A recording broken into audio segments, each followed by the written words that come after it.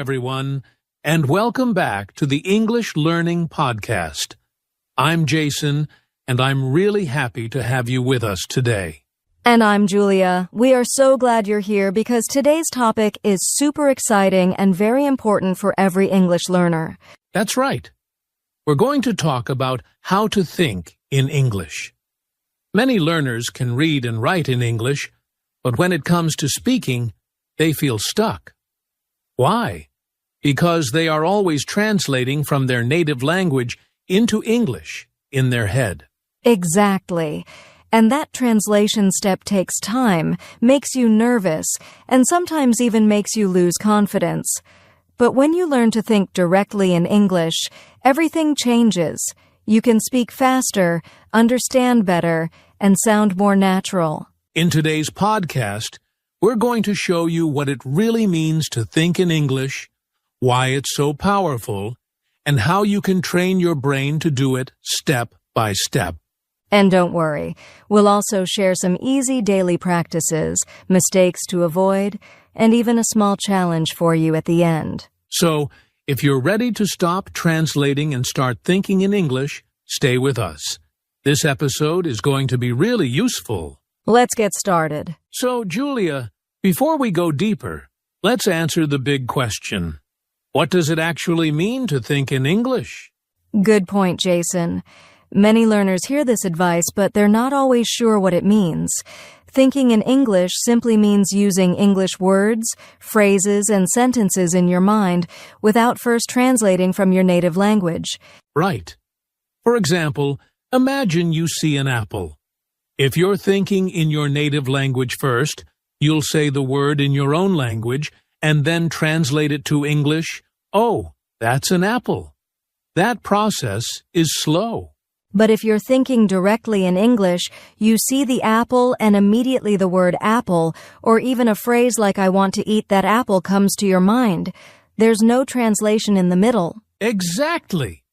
It's like when native speakers see something, they don't have to translate, they just recognize it and think in their own language right away. For English learners, the goal is to build the same habit with English. And it doesn't have to be only words. Thinking in English also means making short sentences in your head. For example, if you're walking outside, you can think, "The weather is nice today," or "I'm going to the store."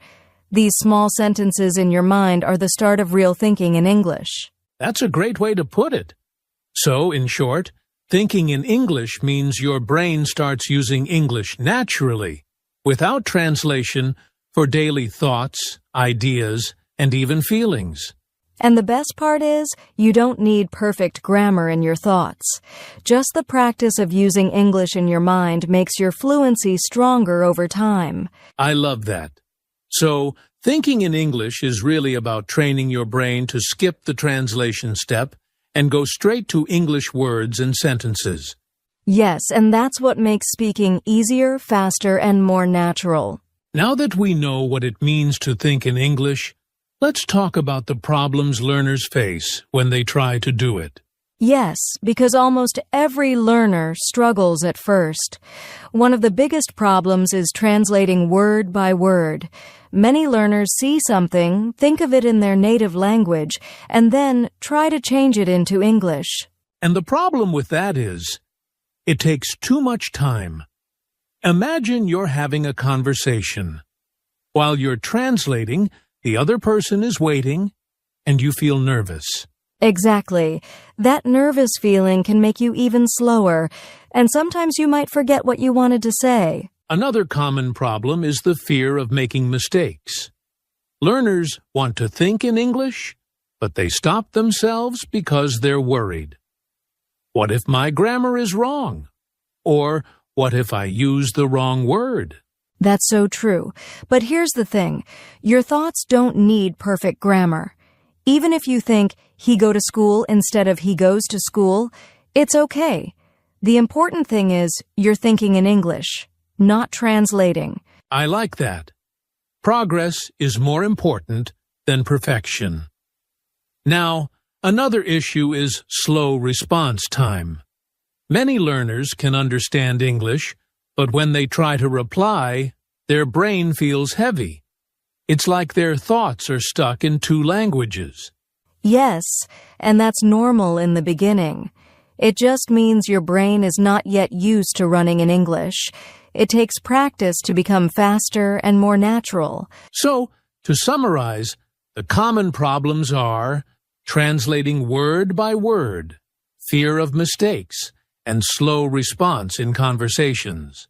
And the good news is, all of these problems can be solved with the right practice, which we'll talk about in the next sections. All right, Julia. Now that we've talked about the problems, let's move to the positive side.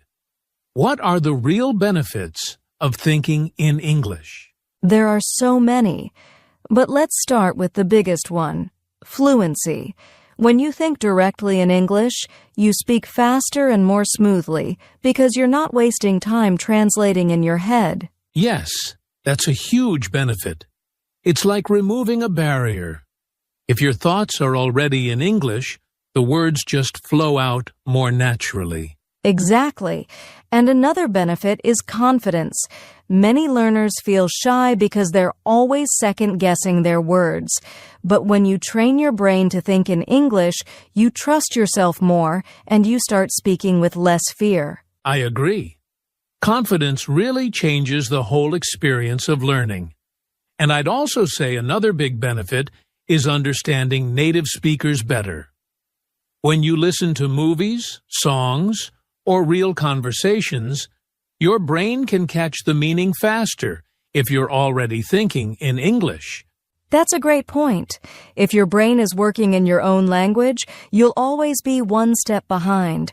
But if it's working in English, you can follow along more naturally. So, to put it simply, thinking in English makes you fluent, confident, and better at understanding others. Yes, and those three things together can really change your English learning journey. I think that's motivation enough for our listeners to start practicing. Definitely. And the good news is, it doesn't have to be complicated. There are simple steps you can take every day to train your brain. Okay, Julia. Now we come to the most important part of today's episode. How can learners actually train their brain to think in English? Yes, this is where it gets practical. We're going to share simple step-by-step ways. And the good thing is, you don't need any special tools, just daily practice and consistency. Great. So let's start with step 1. Begin with simple thoughts in English. Instead of trying to make big, complex sentences in your head, just start small. For example, when you wake up, think, I am tired, or I need water. That's right. Small and easy sentences are powerful. If you try to think about difficult topics right away, you'll feel frustrated. But if you start with simple everyday thoughts, your brain slowly gets used to working in English. Exactly. Which brings us to step 2. Practice with daily objects and activities. Look around you and name what you see. For example, this is my phone. I'm drinking tea. The window is open. Yes, this is like giving your brain little reminders that English is everywhere. The more you connect English to your real life, the faster you'll start thinking naturally in it. Now let's move to step 3.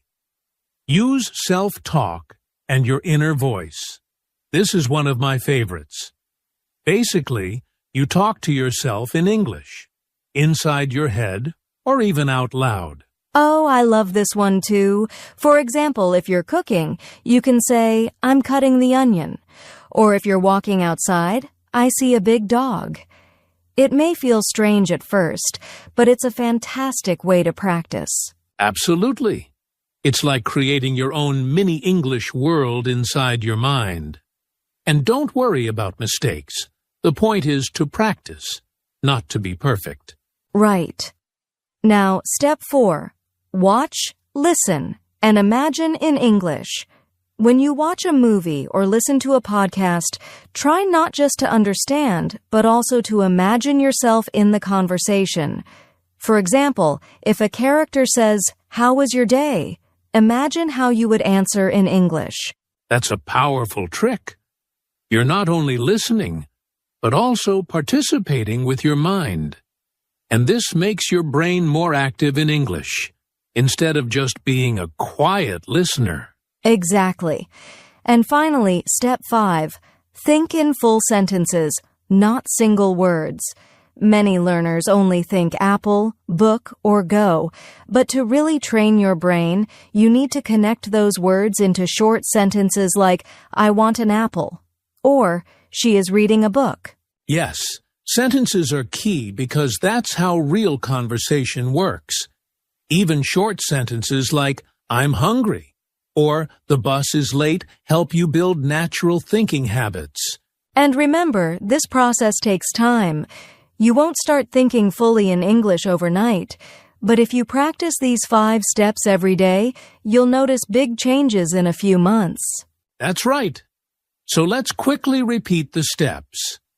Start with simple thoughts. Practice with daily objects. Use self-talk and inner voice.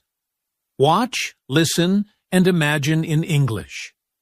Think in full sentences. And if our listeners follow these steps consistently, their brain will slowly shift from translation to natural English thinking. Exactly. That's the real secret to fluency. All right, Julia, we've shared the steps for training your brain. But I think it's also important to talk about what mistakes learners should avoid. Yes, because sometimes learners practice in the wrong way, and it actually slows down their progress. One big mistake is forcing speed too early. They try to think super fast in English from the very beginning. Right, and that usually leads to frustration. It's okay to think slowly at first. Speed will come naturally with practice. Exactly. Another mistake is focusing too much on grammar while thinking. Some learners stop every few seconds to ask, is this sentence correct? But remember, your inner thoughts don't need perfect grammar. That's so true. Thinking time is practice time, not exam time. And one more mistake is depending only on translation apps. If you always check Google Translate for every word, your brain never learns to work in English on its own. Yes, using a dictionary is okay sometimes, but don't make it a habit. The goal is to let your brain become more independent in English. So, to keep it simple, don't force speed, don't overfocus on grammar, and don't depend too much on translation. Exactly. Avoid these mistakes and your practice will be much smoother. So, Julia, we've talked about steps and mistakes, but I know our listeners are wondering, how can I fit this into my daily life? Yes, that's a great question. And the answer is a simple daily routine. You don't need hours of study. Just a few minutes every day can make a big difference. Absolutely. Let's break it down. Morning routine. When you wake up, try to think 1 or 2 sentences in English. For example, I'm still sleepy, or I need to brush my teeth. It's a simple way to start your day with English. That's a great habit. Next is small practice during the day. Whenever you're doing something normal, like eating lunch, waiting for the bus, or shopping, describe it in English in your head. For example, I'm buying bread, or the bus is late again. Yes, and it doesn't need extra time, because you're just using the moments that are already part of your life. Exactly. Then comes the evening reflection. Before you go to bed, take 1 or 2 minutes to think about your day in English. For example, today was busy. I met my friend. We had coffee together. I love that. It's like making a short daily diary, but in your mind. And if learners do this every day, they'll slowly train their brain to live more in English. That's right, so the plan is morning routine, small practice in the day, and evening reflection. Very simple, very effective. And the best part is, you don't need to be perfect. The key is to be consistent. Now, Julia, I think our listeners might be asking themselves, does this really work? Can I really train my brain to think in English? Yes. And the answer is absolutely yes. I've seen so many learners succeed with this method. For example, one of my students used to translate every single sentence in her head. She was shy and very slow in conversations. I can imagine that must have been hard for her. It was. But she started small, just thinking about her daily activities in English. After a few months, she told me, "Julia, I don't even notice it now. I just think in English automatically."